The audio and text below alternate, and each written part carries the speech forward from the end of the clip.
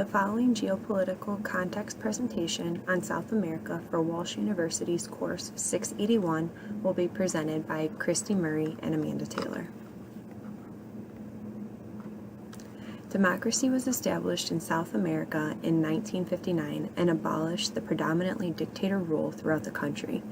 This is not only the change that affected the government style of the country, but it also changed the people's cultures, traditions, new business practices, and just the way of life for the citizens. Before we get into the effects of democracy that it has on South America, it is important to understand the country's history and how it progressed into the democratic society that it is today.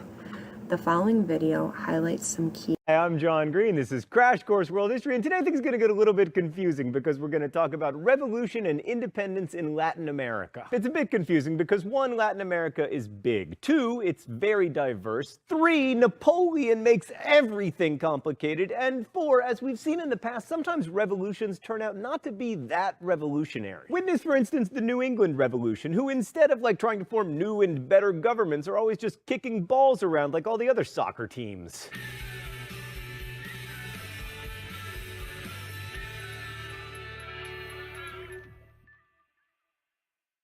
Right, so before independence, Latin American society was characterized by 3 institutions that exercised control over the population. The first was the Spanish crown, or if you were Brazilian, the Portuguese crown. So as far as Spain was concerned, the job of the colonies was to produce revenue in the form of a 20% tax on everything that was called the royal fifth. So government administration was pervasive and relatively efficient because it had to be in order to collect its royal fifth. Then there was the Catholic Church. Even more than royal officials, the church exercised influence over people's everyday lives. I mean, the church even controlled time. The church bells tolled out the hours, and they mandated a 7-day work week so that people could go to church on Sunday. And finally, there was patriarchy. In Latin America, like much of the world, husbands had complete control over their wives, and any extra or premarital scootily pooping was severely punished. I mean, when it was the women doing the illicit scootily pooping, men could basically get up to whatever. This was mainly about property rights because illegitimate children could inherit their father's property, but it was constructed to be about, purity. To get a sense of how patriarchy shaped Latin American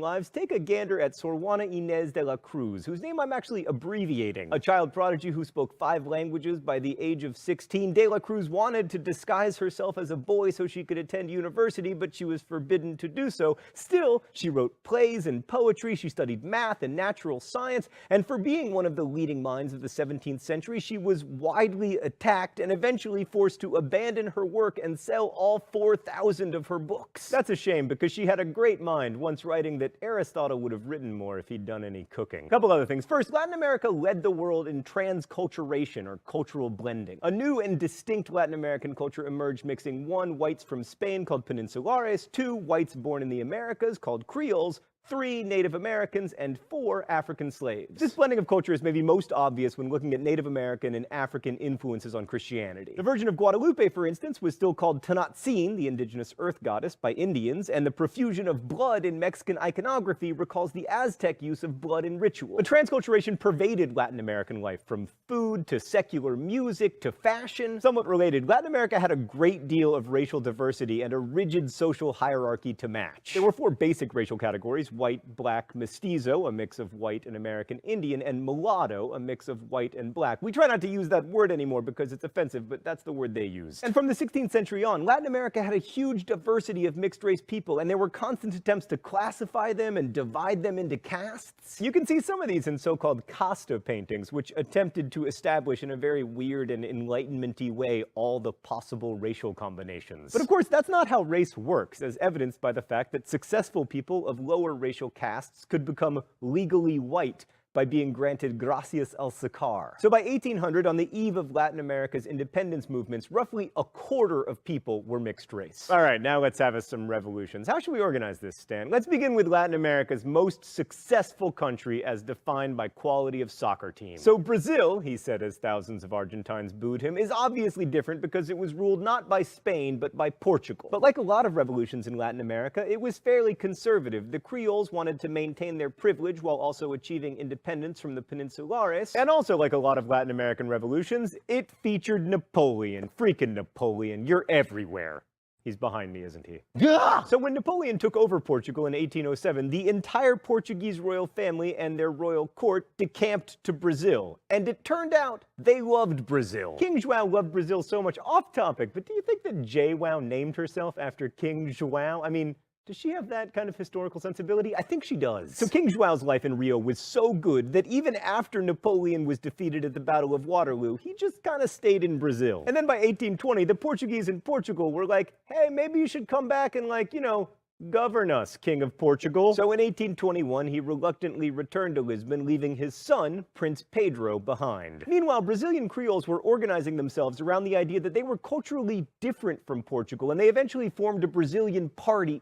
Stan, not that kind of party. Come on. Yes, that kind. A Brazilian party to lobby for independence. Then in 1822, they convinced Prince Pedro of boring old Portugal that he should just become King Pedro of sexy big Brazil. So Pedro declared Brazil an independent constitutional monarchy with himself as king. As a result, Brazil achieved independence without much bloodshed and managed to hold on to that social hierarchy with the plantation owners on top. And that explains why Brazil was the last New World country to abolish slavery, not fully abandoning it until 1888. Right, so even when Napoleon wasn't forcing Portuguese royals into an awesome exile, he was still messing with Latin America. Let's go to the thought bubble. So Latin America's independence movements began not with Brazil, but in Mexico, when Napoleon put his brother on the Spanish throne in 1808. Napoleon wanted to institute the liberal principles of the French Revolution, which angered the ruling elite of the Peninsulares in what was then called New Spain. They were aristocrats, and they just wanted to go back to some good old-fashioned divine right monarchy with a strong church. So the Mexican Creoles, seeking to expand their own power at the expense of the Peninsular elite, saw an opportunity here. They affirmed their loyalty to the new king, who was French even though he was the king of Spain. I told you this was complicated. Then a massive peasant uprising began, led by a renegade priest, Padre Hidalgo, and supported by the Creoles because it was aimed at the Peninsulares, even though they weren't actually the ones who supported Spain. This was further complicated by the fact that to the mestizo peasants led by Hidalgo, Creoles and Peninsulares looked and acted basically identical. They were both white and imperious, so the peasants often attacked the Creoles, who were technically on their side in trying to overthrow the ruling Peninsulares. Even though it had tens of thousands of supporters, this first peasant uprising petered out, but a second peasant revolt, led by another priest, Father Morelos, was much more revolutionary. In 1813, he declared independence, and the revolt lasted until his death in 1815. But since he was a mestizo, he didn't gain much Creole support, so revolutionary fervor in Mexico began to fade until 1820.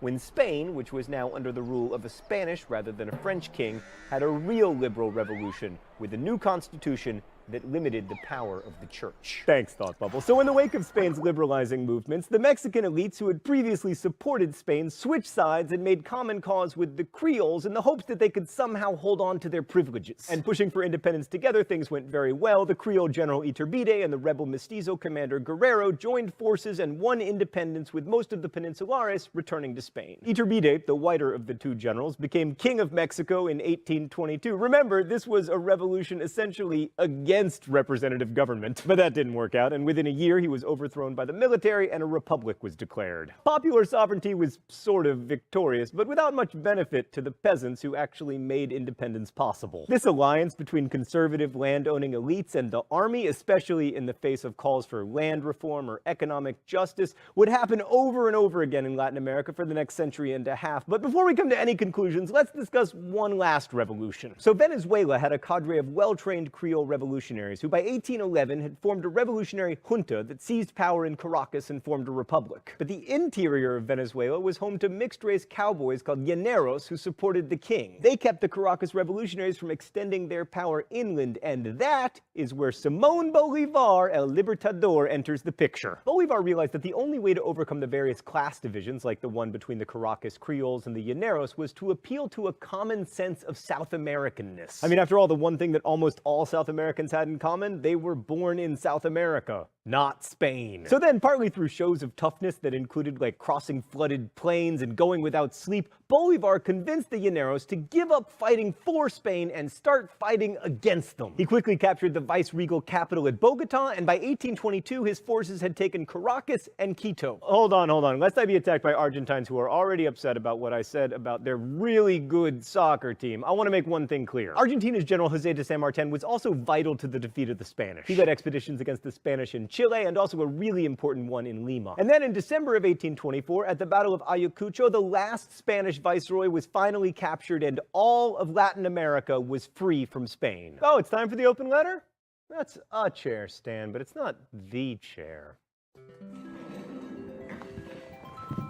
An open letter to Simón Bolívar. But first, let's see what's in the secret compartment today. Oh, Llanero. I wonder if his hips swivel when I wind him up. Context is everything. They do.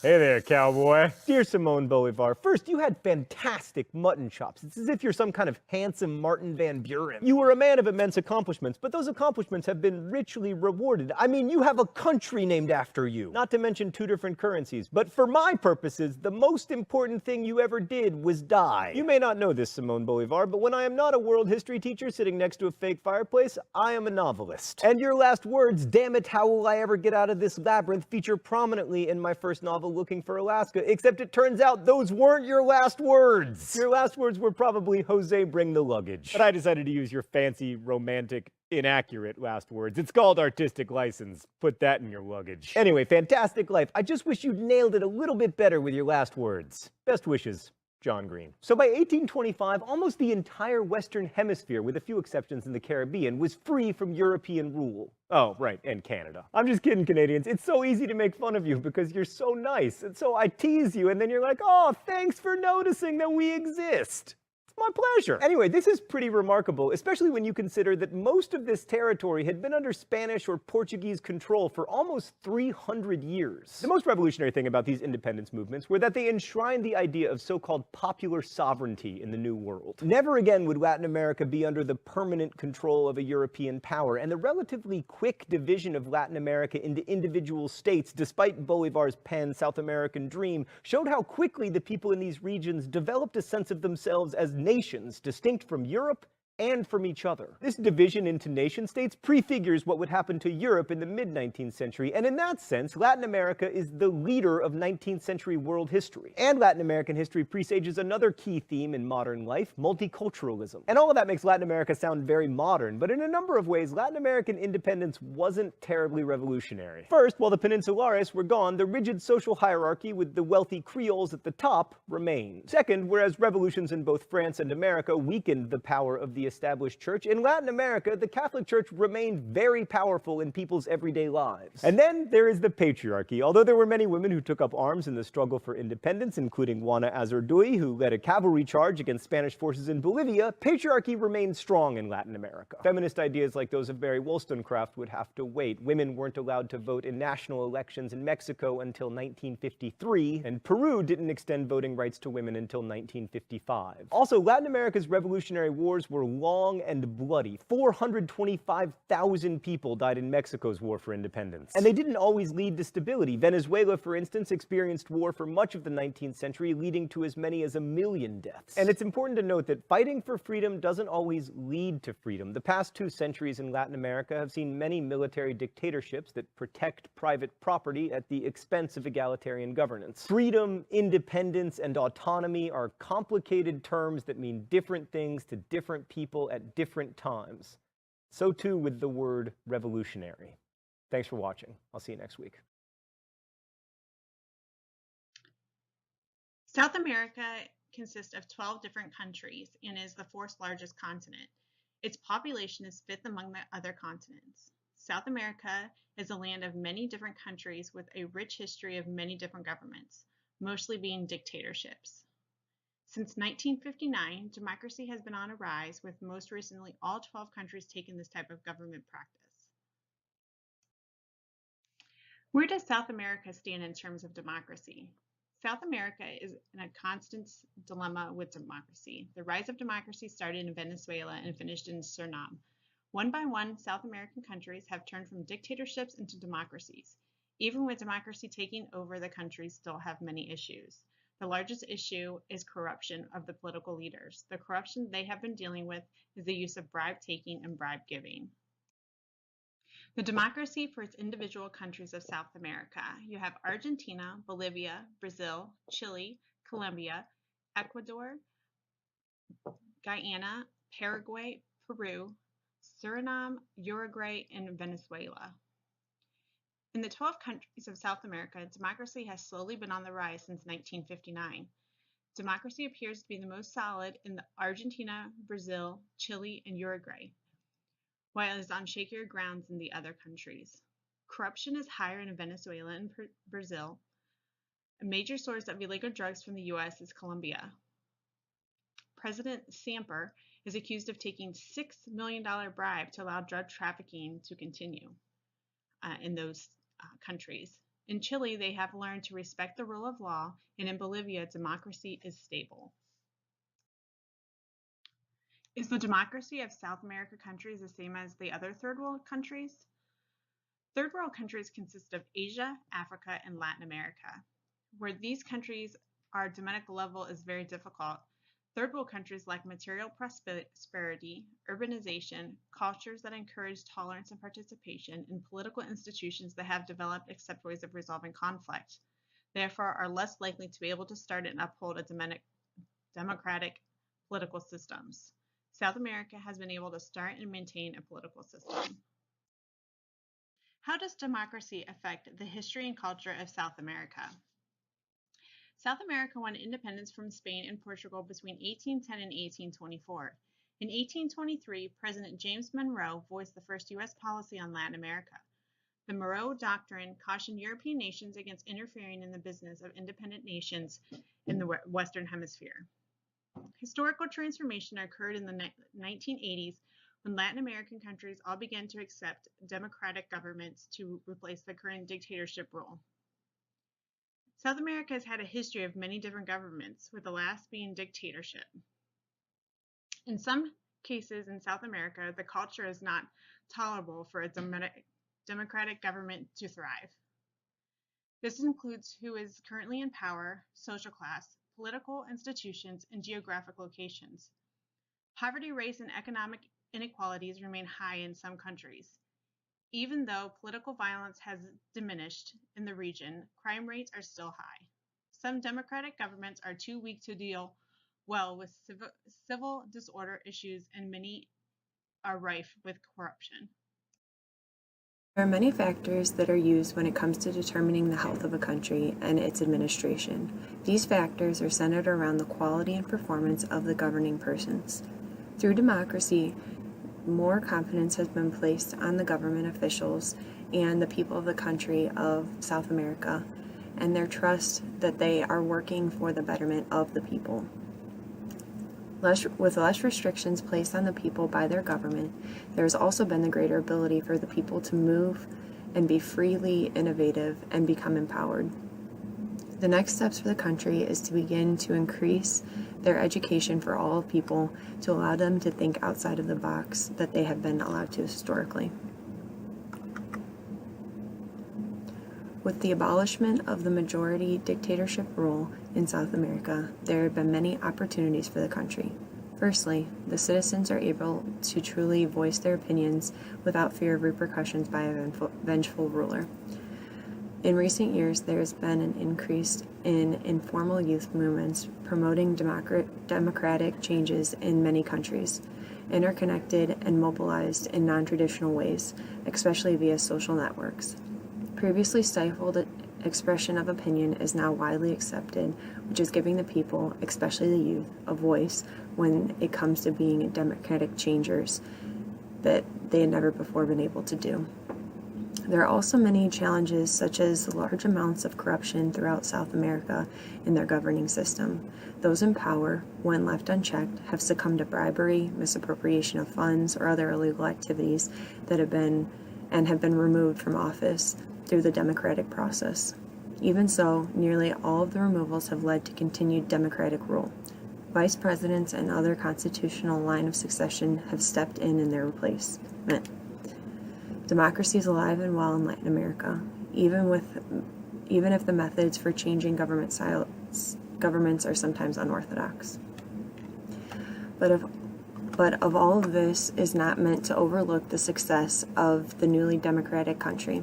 Over the past decade, over 60 million people escaped poverty, which has resulted in an increase in the middle class by 50% in South America. South Americans are known for their strong connection to their culture and traditions when it comes to culture, and a structural government change will not instantly change these ingrained traditions and revered culture of the country. The democratic process has been implemented in a country-wide over the past several decades and has begun to shift the cultural norms, but there are still many areas for the countries to make improvements to make them a true democratic system.